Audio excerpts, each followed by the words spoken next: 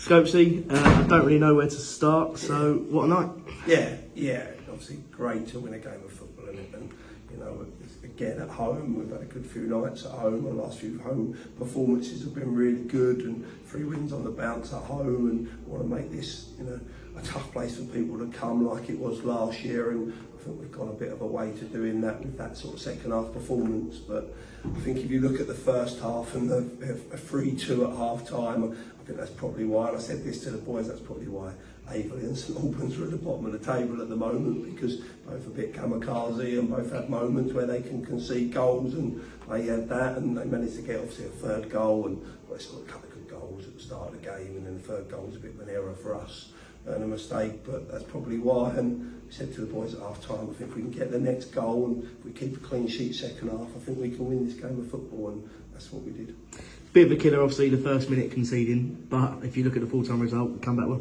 Yeah, it's coach's nightmare, isn't it? You know, everybody says keep it tight, clear your lines, play a little bit more direct in that first 5 minutes, and we've managed to not clear our lines and let them get in, and great finish from the lad and a great goal. But I think the character the character that we showed to bounce back and get back in there. I didn't think we were really getting to grips with their shape in that first 10-15 minutes, but still managed to get ourselves 2 goals. So there's a good and a bit of a bad in that. But I thought once we changed shape and we got a bit of control of the game, we were good towards the end, apart from the last goal that conceded late on, and we took that into the second half. And I thought, to a man, we were excellent in that second half. And what I really liked about it when we got the third goal, I felt there was only one team that was going to go on and win it. I felt we seized that they were a bit vulnerable and maybe a bit under pressure, and we took it to them, and we did that, and I think we rightly got our 6-3 in the end. Yeah, and a nice hat-trick for us. Yeah, great, yeah. I've been asking him, he scores wonder goals, Raz, but I need him to get some ugly goals, and to get ugly goals you have to be in and around the box and waiting for second balls and waiting for things to happen. And I think the goal where the keeper's had a bit of a collision and Manny's done brilliantly, it's fallen to him, he gets a goal, and I think you get in them areas, you will get goals, and Dwight scoring brilliant goals, which he's capable of doing for us, but we need some scrappy ones as well, and really pleased for him, and I think deserved man of the match as well. Yeah, one negative today, Beadle going off early. Got an update on him? Yeah, took a whack in the coccyx, so hopefully that's just bruising. Won't know 100%. He's just come back from a bad back injury and been a bit out, so he's been a bit unlucky, and I think it was obviously a tactical change to change shape, but we probably would have had to make that decision after about 5 minutes, because he looked like he was struggling to move, and I've done that myself before, and you get a knee in there and it can be quite painful, but he's in good spirits in there, so he's not too bad. And you know, we're going to need people to stay fit and stay at it, and so the physios are going to have to work really hard to keep everybody fit and ready, because we've got a lot of games coming up.